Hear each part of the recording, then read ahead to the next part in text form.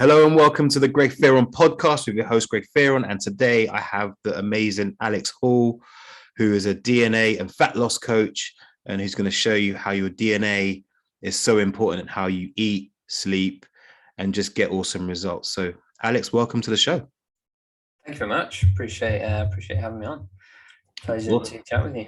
Yeah. So I've been looking forward to this one. As obviously you had me on your podcast, so about time I got you on mine. So do you want to just give the listeners an intro into who you are and how you got to where you are? Yeah, so I go by the DNA fat loss and longevity coach. So basically what I do, I coach individuals, typically health conscious individuals, using genetic data, genetic insights, which just comes from a simple saliva test. You basically spit in a tube, send that off to a lab, then you get the results come through an app, but you can download, I think it's 182 page PDF. Oh, wow. Which they don't read through. I take I look at that and analyze that in combination with, I think this is a really key point, what I call lifestyle data. So basically just a questionnaire, what sort of things you're up to day to day, like work hours, sleep, what's your stress like, how do you feel like you're doing, what exercise do you enjoy, these sorts of things. Just get a real picture of kind of where they're at. And then in combination with that, best part 200 page genetic analysis, which we can dive into at some point, to basically personalize. I call it hyper personalized because it's kind of the next level. It's the data you can't Google, right?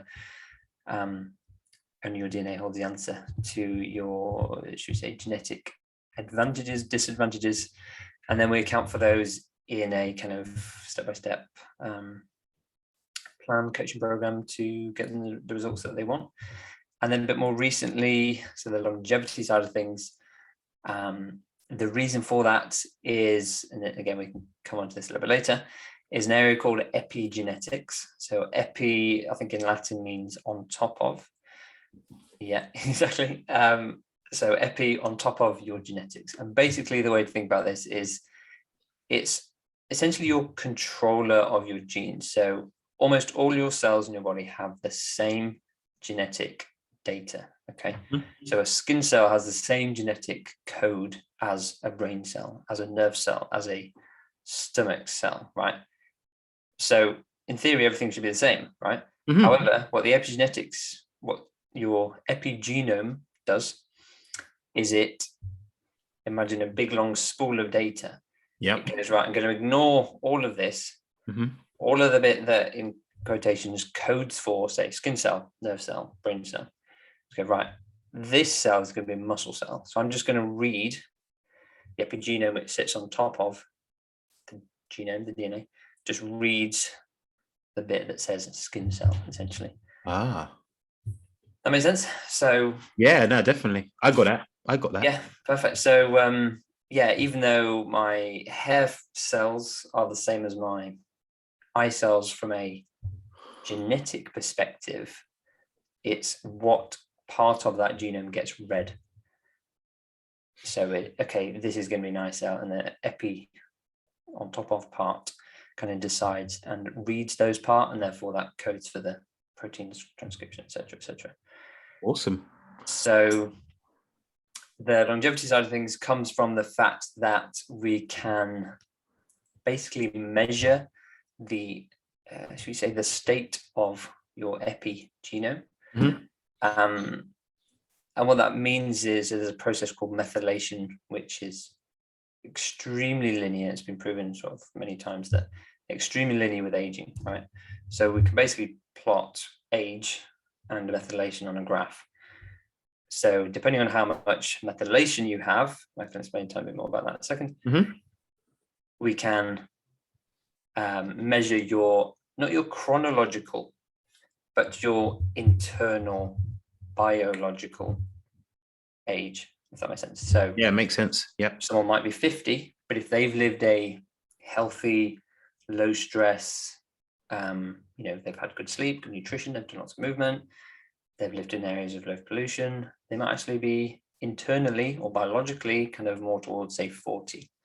If Nice. someone lived a high stress, poor nutrition, low quality sleep, they might be towards 60 or even, could potentially be older. So we can track that. Methylation is just methyl groups, so CH3, just carbon attached to a few hydrogens, just coming in and attaching themselves onto your DNA, basically. And that happens naturally as we age, but the more that happens, that comes from basically increased rate of aging, so all the things associated with that. It's more of an indicator, so it's something we can track and measure. So epigenetics, once your DNA is fixed, whether you take a DNA test at 10, 50 or 80, the DNA results can be the same. But your epigenetics will vary over time because it's like the trackable element of your genetics and internal health. So you can measure things like inflammation, biological age, and your rate of aging, right, over time. So it gives us a nice kind of series of internal data points. Yep. That really, rather than looking at just say cholesterol levels or hemoglobin A1C, right, insulin, kind of diabetes triggers, should we say, this is an all-encompassing statistic or metric that encompasses everything. So we can look at that. So that's where the kind of longevity side of things, longevity work comes in. Starting to get a few case studies now on clients that I've worked with who are taking these, working with me on the basis of doing epigenetics tests and then retesting after a period of work together and seeing how their kind of age basically reduces, which is nice, quite interesting. Okay, there's a whole lot there for me to go into and dive down into. So what made you go down the kind of DNA route? What was the thing that made you go, yes, I think DNA and epigenetics there's a place to be, and this is what I should be looking at for my clients? Yeah, great question. So my background, I don't have a background in this. I have a master's degree in engineering. I have followed that up with 3 years in marketing and marketing analytics. So I've always been very data driven, but the company that I was working with for their marketing teams, I was in the paid marketing team, was selling, as in the health and wellbeing division, and I was selling rapid weight loss solutions. I was selling meal replacement shakes. I was selling pills, diets, fat burners across US, Europe, Canada, UK. And I'm talking, so I headed up the team who was spending money on Facebook, Google, YouTube, all the kind of big platform, all those ads. Yep. We were spending in the regions of like tens of thousands of pounds per day. Wow. Signing up, like hundreds of clients a week, customers per week, shipping out our products to them. Right. So this was like big scale.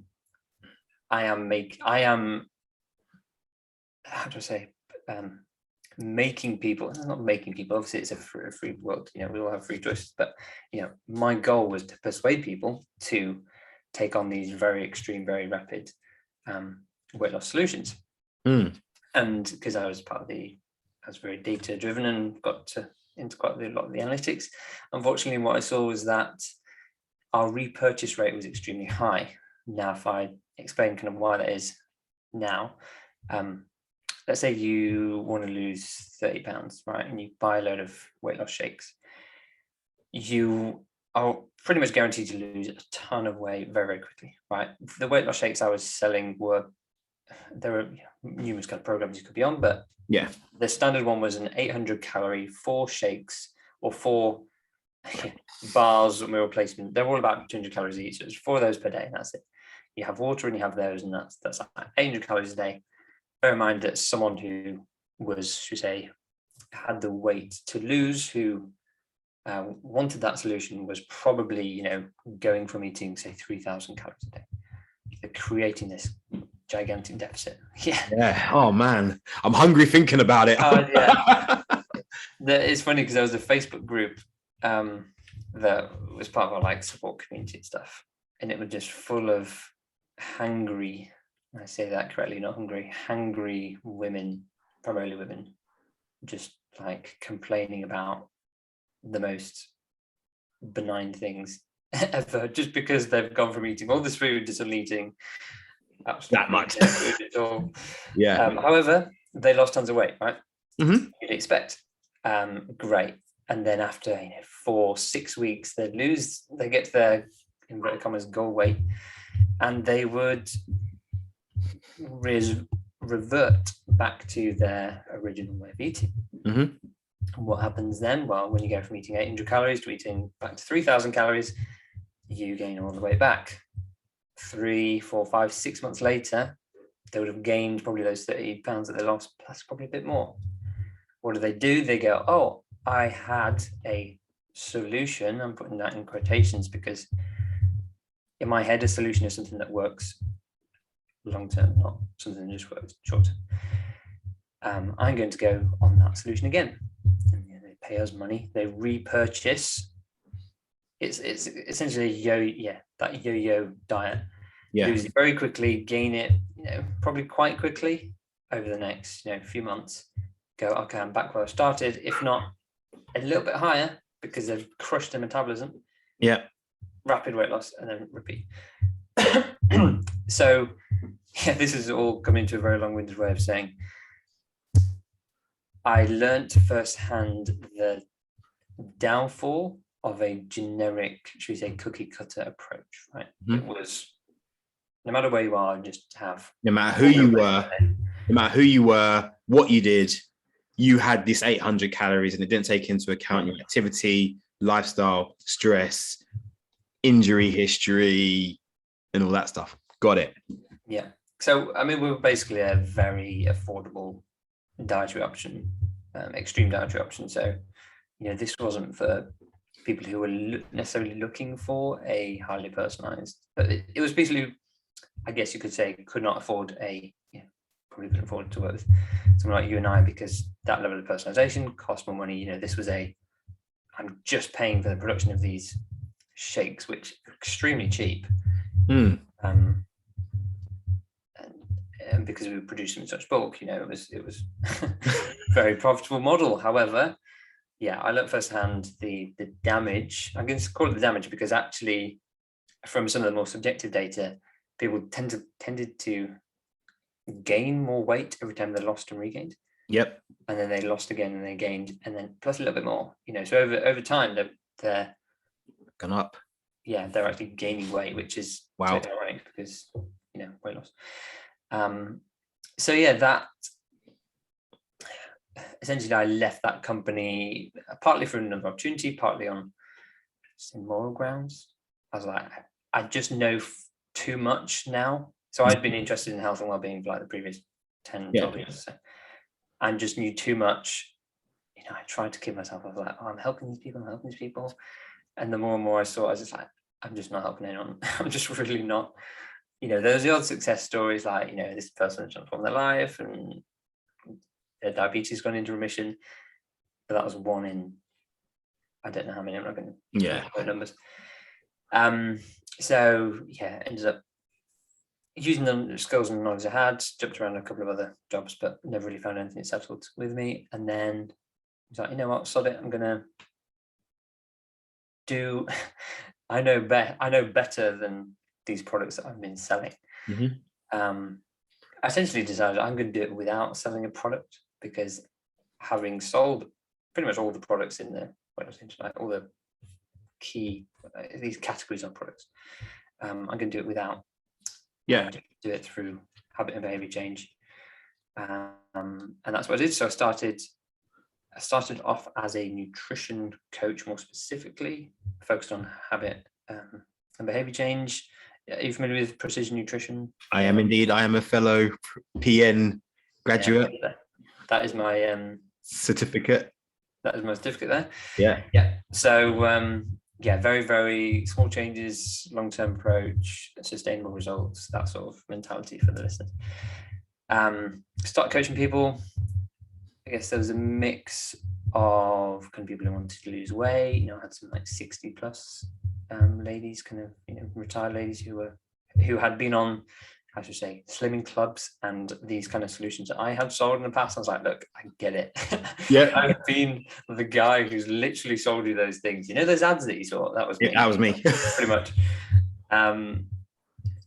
Yes, I did that. It helped a few people kind of gain muscle and that stuff. And then, you know, you learn what you like from doing coaching, the kind of clients you want to work with. Yeah. And fat loss was more exciting for me. It was better tailored to my skill set, probably. Maybe more passionate results, should we say. And then I was quite active on Instagram Instagram at the time. And I actually got approached by a DNA company, the company I now work with, who said, you know, we basically want you to be an ambassador for us. We'll send you a free kit, right? So I get it. I'm totally fortunate. Not everyone gets to do a free DNA test. However, I do want to caveat by saying, by this point, I had been doing my own research on my body, testing all the diets. You know, I'd done the weight loss shake diets and stuff in the past, just to try it out, just to learn, see how my body responded. You know, I'd gained the weight back. I'd been part of the I should say victim, to use a strong word, of it. And I honestly thought, what can this really tell me? I've been experimenting myself for 14 years, 12 to 14 years, I forget the numbers. What can I possibly learn? So I did it. I was like, it's free. I'll give it a go. You know, I didn't think much about the ambassadorship. I was just like, they're going to give me a free DNA test. Quite interesting. I got the results back. And I tell you, I didn't look at them for like best part of a month. And even after that, it took me probably another month to actually start to digest and like start to get my head around again. Okay, maybe I should start to make a couple of changes. Just because I was so like blasé about this can't, what can this tell me? Yeah. I should caveat by saying as well, there's over 100 insights from a DNA test. So it's that's going to insert a swear word then. It's a big load of data to get your head around and figure out how to incorporate that into day-to-day lifestyle, right? I'm not one, and I'm sure you're the same, I'm not one for making dramatic changes immediately. So for me, it was very much, okay, I've got all this data, to be honest, it's probably way too much, pretty much data to action, like what are the small things I can start to do day in, day out that are going to, move the needle towards what I'm genetically predisposition towards, you say. So the whole process took ages and ages, but one of the first things I noticed was caffeine. So I'm highly sensitive, which is quite an extreme result. But not only that, there's about 5 caffeine insights. There's a general sensitivity. There's likelihood of it impacting sleep, which sounds obvious, but some people are significantly more affected than others. And I should add that sensitivity, okay, those two are clearly linked, but it's not the same. Not totally the same, because sensitivity is it going to give me basically anxiety, right? If I have a strong coffee, and I had felt this in my role, in my commercial roles, like I would go into meetings more anxious than if I was potentially more tired, or had a less of a caffeine dose, you say. So it's kind of how your body reacts to that sensitivity as well. Impacting sleep. Then there's things like impacting your stress response, impacting your gut health. And the big one actually almost forgot about was impacting focus. So most of us consider caffeine focus positively correlated, right? Oh, I need to get some work done, shoot some caffeine, have coffee, bash some workout. And for some people that is the case, caffeine and focus has a positive correlation. For others, people like me, negative impact. So I've been doing myself a disservice. And this was the time when I had my own business, and I was like, I need to be doing everything I can to improve my focus, improve my clarity, reduce anxiety. God, if anyone out there is thinking of starting a business, it's the biggest challenge I personally experienced was the mental, questioning. I think it's the same when you go on a diet, right? It's like, oh, is this really going to work? Like, are people really going to buy from me? And is it working? All these things. So adding caffeine into the mix for me personally, based on my genetics, was basically putting petrol on a bonfire just causing that questioning to that proportion. So caffeine, I started to reduce my caffeine intake, my sleep dramatically improved, my mental health significantly improved, my kind of focus. I always talk about this in interviews and stuff. The only way I can describe it is that when I wake up in the morning, after about half an hour, once I'm awake, I just have flat, consistent focus until I go to bed. Nice. Or focus / energy, both are like the same. There's no peaks and troughs, there's no slumps. I should caveat that, lots of caveats here, with if I have a high carb meal,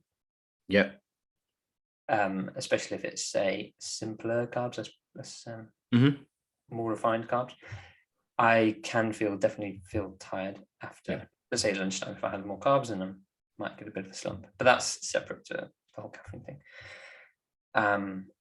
But yeah, just generally like flat, consistent, whether it's 6 p.m, whether it's 9 a.m, 9 p.m, same, fine. Lasered, it's not, I don't know if lasered is the right phrase, because it's not necessarily like super high, like I'm at this insane like flow state, but it's just, there's no ups and downs, there's no drops, it's just like a good solid consistent level.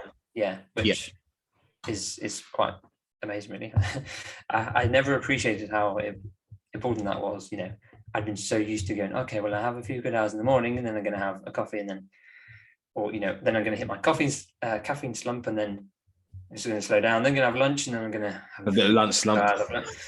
My whole day doing this. Yeah. Previously, now it's just a straight line. So caffeine, one thing. There are several other big results. I changed my diet, my nutrition, way of eating up quite a bit. I'd say the main outcomes were staying leaner is easier, far easier. I should highlight that I have been the guy to eat 6 meals a day, Tupperware, everything. Like, I've deactivated my Instagram now, but if you were to go onto my Instagram from yesteryear, my feed was like Sunday meal prep, and it would be literally 100 Tupperwares with portioned out everything, all my snacks. It was so boring. Like, my weekends were spent, I worked so much during the week that my weekends were literally spent preparing for the next week. Never did any weekends. It was and then I was also the guy who went to the gym 6 days, if not some weeks 7 days a week. Just training, not sleeping enough, because I didn't realize my impact caffeine was having on me. Always just kind of grinding away to try and get more results. And when I started to train less, eat better, sleep better, like actually listen to my body and listen to my, genetics, everything just gets easier. That's like probably the main benefit, I'd say. You're working with your body, right? That's what I help my clients do now. They're not fighting against it. They're like, oh, I'm working so hard. I'm doing Peloton workouts like 6 days a week, and I just can't lose fat. Just make some simple changes. How about you actually take an additional rest day, get some more sleep? Let's talk about sleep behaviors, caffeine, all this. And then suddenly it's like, I'm working way less hard than I was, and I'm just losing fat. So it's working with rather than against your body. I don't want to say it's going to be easy, but I will say the goal is to make it easier and simpler.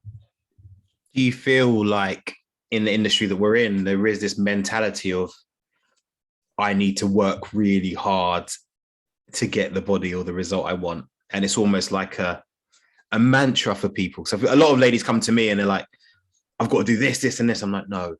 So is that something you see a lot? I think, actually, so I'm reading this book called Super Life by a guy called Darren Olaine. And I quite like it. It's a bit extreme for me. He's a bit like, cut out all this stuff, don't eat this, this is toxic, this is killing you. However, he's a superfood hunter and creator of Shakeology, and he's friends with the people who he partnered with fitness company Beachbody, and he's friends with the people who did P90X and all that sort of stuff. Yeah. I'm not going to go the other way. I'm going to say, I think they're to blame. P90X, Insanity, Beachbody, their workouts are so intense, so soul-sapping, crushingly draining. I remember doing, I think it was an Insanity workout, probably 20 minutes, at what was probably one of my peaks of physical fitness at about the age of 18. Mm-hmm. My friend's garden, there was about 5 of us, and he was like a county level squash player, super fit, probably the fittest friend I've ever had. And we did these 20 minutes and we were all collapsed on the floor, sweating. Mm-hmm. And this was 5 like 18-year-olds who were pretty physically fit. Yeah. I'm just thinking, I ached for days after that. I'm thinking there are 40, 50, potentially 60-year-old women and men doing these workouts 5 days a week and sleeping 6 hours a week on top of, being a lawyer or running a stressful business and looking after kids. And I'm like, how on earth?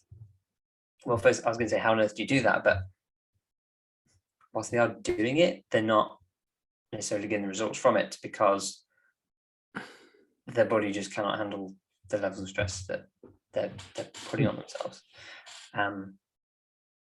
So yeah, to answer your question, I do see it, and I think it's a shame. And I will also add that a lot of the people I work with are type A personality, very driven. Yeah, I need to do more. Let's just push until I get there. Yeah. Which can be one of the, the first few conversations I have. They're like, "Don't worry, like, let's go. Don't want to do like, let's do this." And I'm like, the way we're going to have the most productive results is actually if we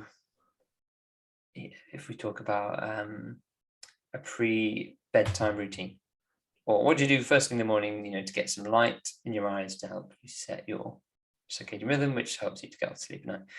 And they're like, that seems, but don't I need to be doing this special workout? Or do my fasted cardio, right? Yeah. Don't I need to experience the afterburn of a HIIT workout? We were talking about that the other day, weren't we? Yeah, we were indeed. I think actually I wrote a post last week or so. It's the 10th of August when we're recording this. Early August anyway, about overcoming plateaus. They're very similar, but plateaus specifically. And I always thought you just had to push. And how I was wrong. How wrong I was. And yeah. Anyway, it's always good to look back and go, I didn't know anything about that. Or, I was so naive back then to things, but we've all been there, I think. We've all been there. Oh yes, I think us pros we've got all the badges, so we know the pitfalls. Yeah, I think that's for many of us, that's what drives us to be in our position, right? I failed for 12 to 14 years. That's why I'm here. I made so many mistakes and I cocked it up so badly for myself, and as it turned out, through my commercial experience for other people, that I'm like, I better go do something good and actually change some lives for good. Gonna make it right. So I guess you've got all this data. So let's say Alex, I want to work with you, got all this data. Have you got a methodology for saying, right, these are the kind of top 3 things I'm going to start looking at with the client? Is it in amongst all this data, what's normally the big 2 or 3 things that always jump out that you think, yeah, we need to look at that? Good question. So I normally break it down into 4 or 5 key areas. So we've got sleep, stress, movement. So movement, I'll incorporate exercise within that, but that's specific exercise, so like running or going to the gym or something, plus going for a walk, playing with the dog, playing with the kids, etc. And then nutrition, and then the final one I would add in is hydration. That's probably more of a recent thing because I've realized the power of it with some clients. They're like, okay, I'm ready to get, like, what do I need to be eating for my genetics? And I'm like, just try and have a glass of water with every meal. And they're like, what? just try it. He's like, okay. And a week later, he's like, I've stopped. I'm not eating half as much as I was, and my energy levels are better, and I've lost, 3 pounds. I'm like, so hydration, totally underrated. It's people come to me normally because they want not necessarily the complexity, but they want the optimizations, should we say. Mm-hmm. They think they're doing most things right, and they want the optimizations.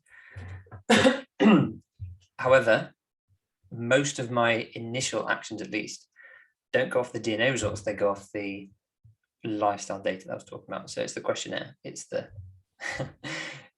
how much water do you drink every day? How much sleep are you getting? How's your stress levels? Roughly give me an idea for what you're eating day in, day out. These sorts of questions. And normally from there, I can spot 10, 12 things that could be worked on, but it's then going, okay, what's going to be not necessarily have the highest impact, but what's going to be the easiest thing that we can start to build your momentum. Mm-hmm.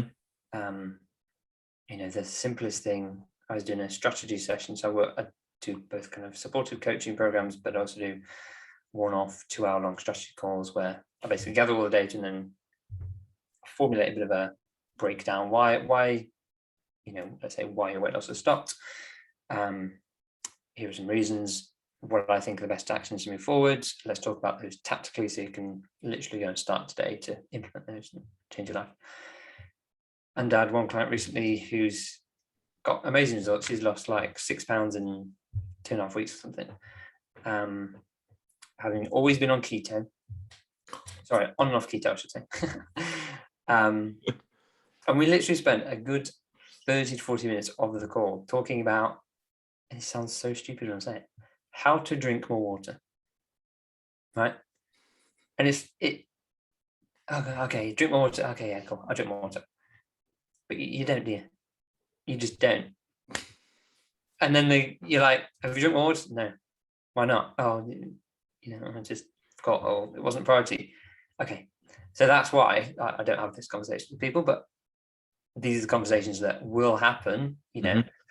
It's like, what can we tactically do to set you up so that without even thinking about it, you just drink more water? So here I've got my pint glass and I have a cup of tea. And I always have those 2 vessels, whether they're filled or not, on my desk at all times. Whenever I'm having a meal, I have my water with me. First thing in the morning, I try and get through one of these as soon as I can. It's the tactical things. Have a bottle by your bed in the morning. So just have a couple of swigs. If you're taking vitamins, take them first thing in the morning, for example, with breakfast, whatever.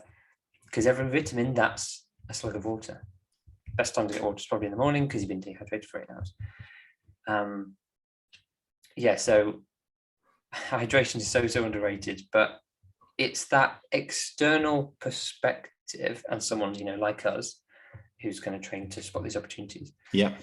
To look at the data, and I'm going to say most of it is the lifestyle data, at least to begin with, before we kind of refine things. The DNA is more in the refinements, but there are some potential big wins in there. Caffeine probably being one of them. Mm-hmm. And just going, let's ignore the complicated stuff. When we don't need to switch up your macros by 2 or 3%. Possibly we'll do that down the line, right? Probably not. Possibly. What we actually need to do is something as simple as drinking 500 ml of water first thing in the morning. And I would also say, because might sound a bit counterintuitive to some, but I recently worked with a health coach. She owns a wellness business. She's a yoga instructor. And in many ways, she's probably more, quote unquote, healthy than me, right? Yeah. Definitely in terms of her mental fortitude. I don't know how to say it, but like in terms of her yoga, flexibility, meditation, mindfulness stuff, she is in a different league to me. Yeah. Right? Even her nutrition, really, really good. However, just that outside perspective, she's like, I can't figure out why X has happened. looking at the data, I'm just like, oh, well, a couple of tweaks here and there. And she's like, oh, makes so much sense. Why didn't I see that? But it's like, we don't see it when we're looking at our own stuff. Okay, maybe we do, but, could ask a friend. But getting a, trained, experienced individuals like ourselves to look at just your day-to-day, there's always going to be things that can be done. And those are the simple things that can be done rather than the complicated things that need to be done. So we're not doing drop sets today, no? Or fasted cardio. No. So one of the things you mentioned earlier was about epigenetics. Do you want to just dive a little bit into that and give the listener a flavor about how you can increase your, what things could people do to increase their longevity, that if they're listening to this podcast, they could go, actually, do you know what? I could take action on that. So longevity is probably my passion topic at the minute. Very, very closely followed by fat loss. However, I would say that fat loss and longevity go really nicely hand in hand. If you aim for one, you're probably guaranteed to get the other. Obviously, your approach to fat loss will definitely determine whether you get the longevity benefits. So, yes, there's been tons and tons of studies on animals, and there is kind of data coming out on humans that one of the most powerful factors for longevity is, I'm a bit cautious to say this because I don't want to scare people off, is calorie restriction. Oh my God, you can't say calories. Like we're not allowed to talk about calories, are we? I don't know, but sorry, sarcasm. Yeah. So essentially humans have created a life of abundance. 3 meals a day was made up by humans. 3 meals a day plus snacks was probably made up by some marketing company. Some marketing company, trying to sell you their things. Breakfast is the most important meal of the day, made up by cereal companies. Kellogg's.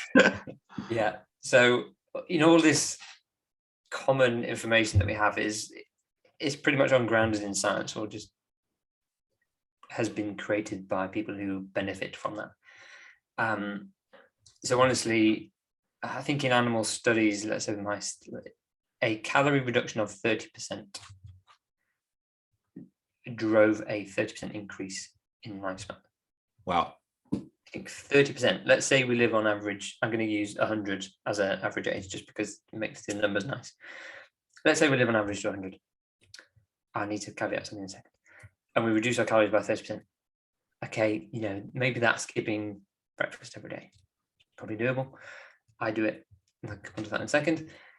30 more years. 30 years is like 2/3 of it. Well, it's several careers really, if you want to. Yeah.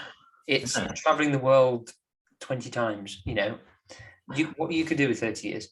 And my first caveat point is we're talking about increasing health span here. So health span, lifespan. Lifespan is just expanding years of life, right? Yeah.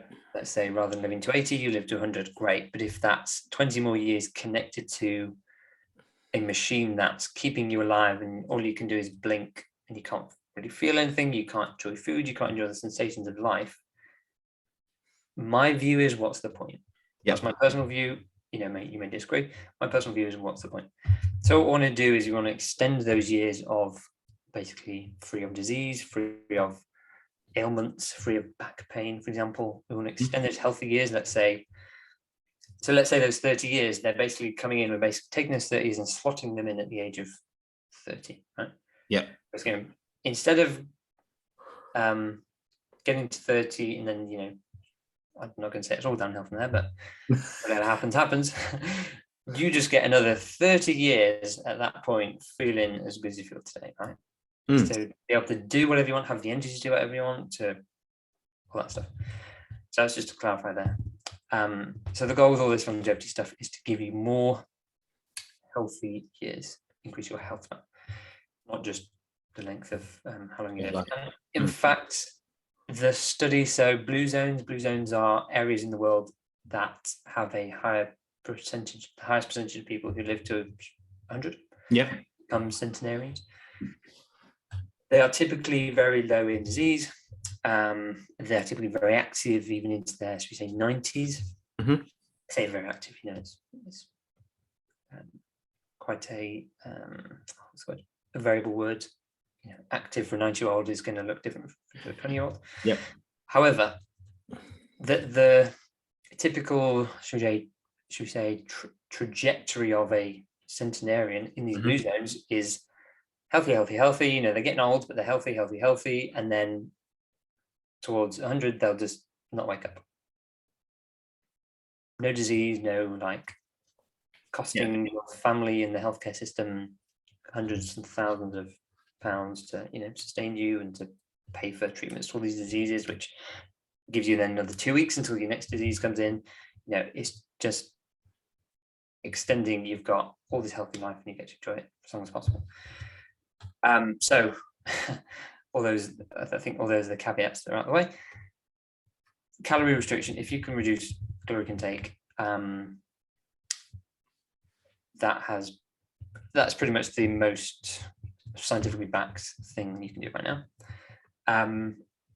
Super easy one, vitamin D. So vitamin D, sunshine hormone, you get it from being out in the sun. So your body makes it when you are. I'm looking for the sun. We haven't got any. Out today. No. That's why in the UK we're a bit screwed. So I take a vitamin D supplement. I recommend, I'm not a medical doctor, I recommend most people take a vitamin D supplement. I would say if you're unsure, check your blood serum levels. I think it's fairly inexpensive to get them tested. I can't remember the numbers off the top of my head, but you want to be in this certain range.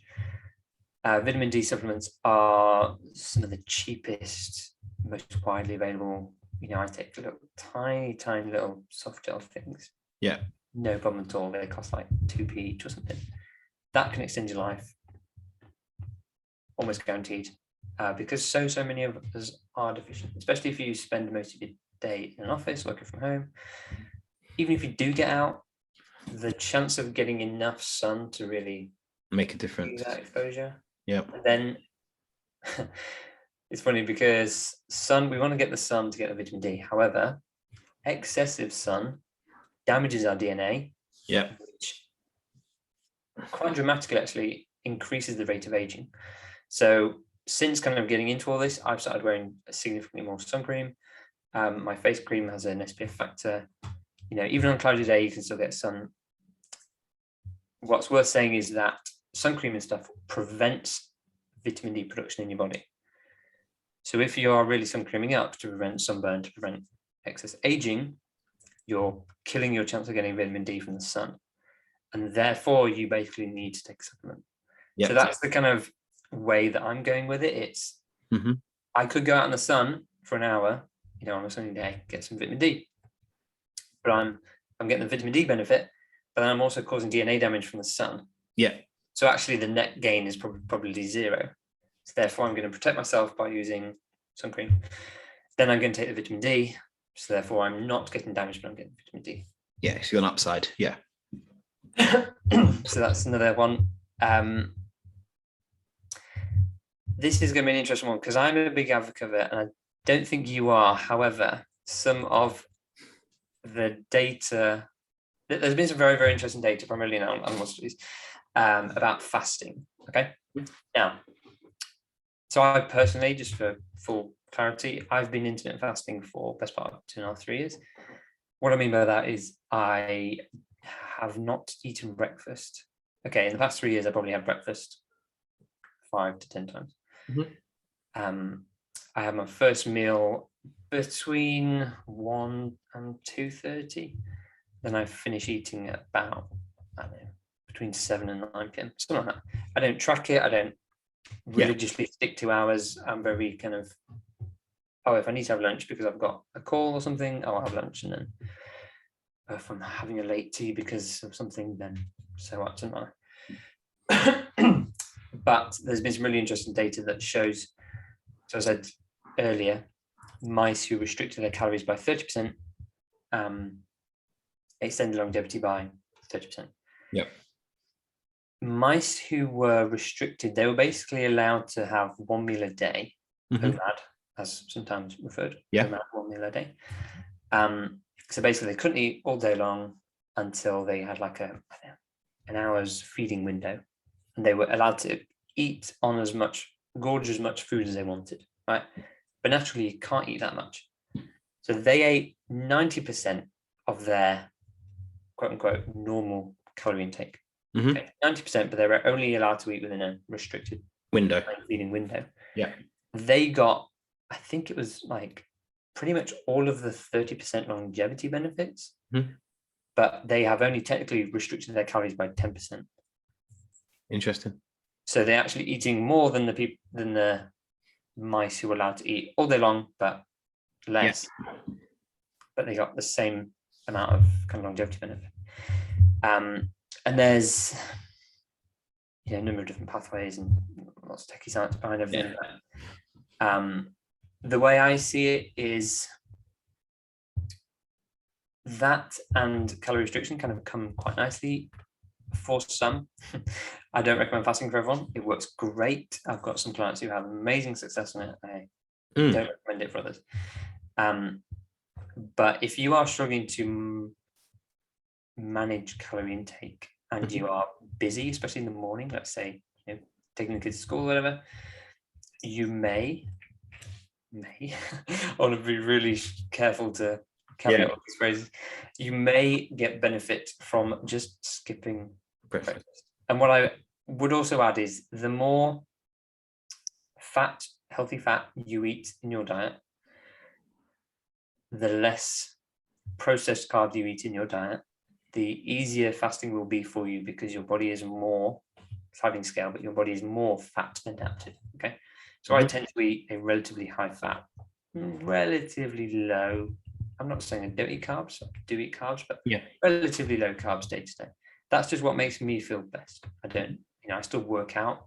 I like to have a few carbs after a workout, but by no means am I eating the number of carbs that I would have 5 years ago when I was trying to, build muscle and get as bulky as possible.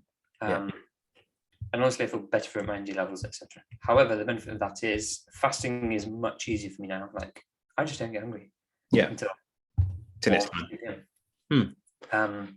And that works great for some people. But what I would say is, if you're used to having breakfast, let's say you have breakfast at 8 a.m., try having breakfast at 9 a.m. Then try having breakfast at 10 a.m., 11 a.m. The meal might get gradually smaller and smaller because you're getting towards lunchtime. Then just eat as normal from lunchtime onwards. Don't try and make up for what you would have eaten. That's a huge mistake I made. I was like, okay, I'm going to do 16-hour fasting, and then in my 8 hours of eating, I can eat whatever the hell I want. And I would just go, okay, let's have some grits, have some chocolate, and it's just a mess.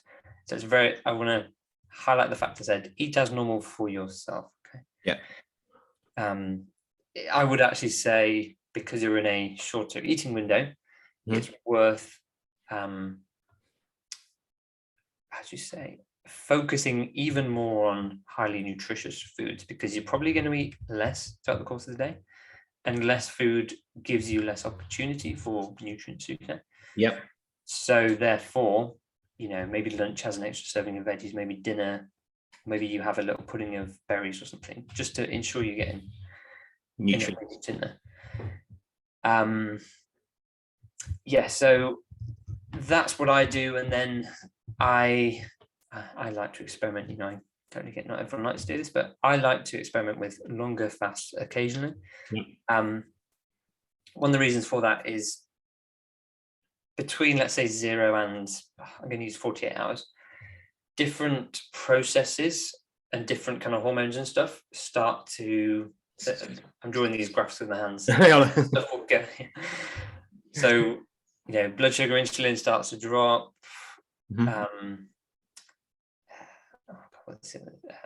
Human growth hormone might go up. Hormone,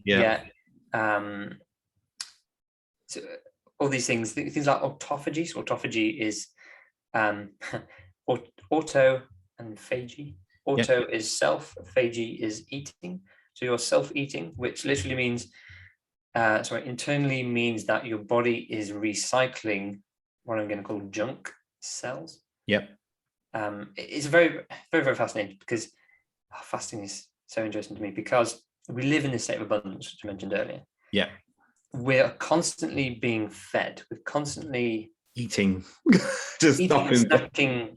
We're never giving our body that signal to basically knuckle down, repair, prepare for survival, these sorts of things. It's always like, I've got loads of food. If I, do a really half-assed job with these nutrients, it doesn't matter because I know there's more stuff coming in. Yeah. Right? Think about that when in really colloquial conversation the body has with itself. As soon as you stop eating, it goes, oh shit. Sorry. Oh, sugar.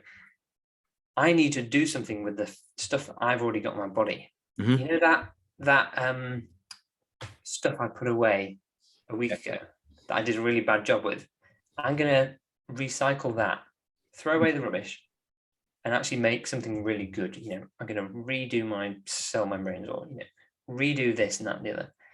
And what am I going to use for energy? Oh, I've not got any dietary food. Therefore, I'm going to use my fat stores to fuel that. That's going to vary depending on how long you're fasting for and how much sleep you have in your system. But basically, you're given your repair, recover, autophagy signals, these amazing reason to knuckle down and kind of make your body better, essentially. And another indicator trigger is so the Sirtuins are a series of genes, Sirtuins, a series of longevity genes, right? If we think we're constantly throwing food in our system, constantly throwing stuff out, our Sirtuins are basically not doing too much. Okay, they're kind of active, but they're not doing too much because they are, they're constantly being fed. So they don't need to focus on survivability and living a long time as possible. So as soon as you switch off the food source, give it long enough, your body goes, right, I need to ensure I can survive come any stress, right? Fasting is a stress on the body. Yeah. But all stress, provided we can recover from it in the right amounts, allows us to become stronger, right? When we exercise, we put ourselves under stress. We give ourselves a chance to recover. We come back stronger. Fasting is a stress, allows us to come back stronger. So anything that doesn't kill you in small amounts can, quote unquote, possibly make you live longer. Getting too hot, going in a sauna for a little while, getting too cold, being in an ice bath for a little while, not eating for a little while, going a little bit hungry. These are all things that make your body go, oh, I need to knuckle down, get ready to live as long as possible. And do what I need to do. Love it. Do you know what? I think we can talk about this stuff again. I think we need to do a part 2. I think we could talk about this stuff all day. So just to leave the listeners a little bit of where they can come and find you, come and stalk you, come and, just see what you talk about. Where can they find you? Yeah, so LinkedIn is my home, should we say? Yeah. Just search for Alex Hall. I'm connected with Greg. We pop up on each other's content all the time. Alex Hall. If you struggle to find me via LinkedIn, my URL is Alex DNA Fat Loss Coach in LinkedIn. So yeah, Alex Hall, find me on there, drop me a message, engage with my content. Bear in mind, I don't do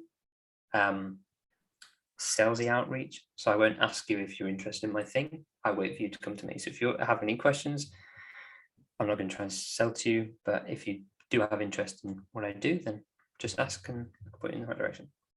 Awesome sauce. So yeah, I think we're definitely going to have to do a part 2 on this one. Looking forward to it. So if you're listening and you love this episode, leave us a 5-star review on Apple, share this with your friends and family, and I'm going to do my damnness to get Alex back on so we can continue this conversation. Thank you for being on, man, and we'll catch up soon. All right, talk soon. Appreciate it. Bye.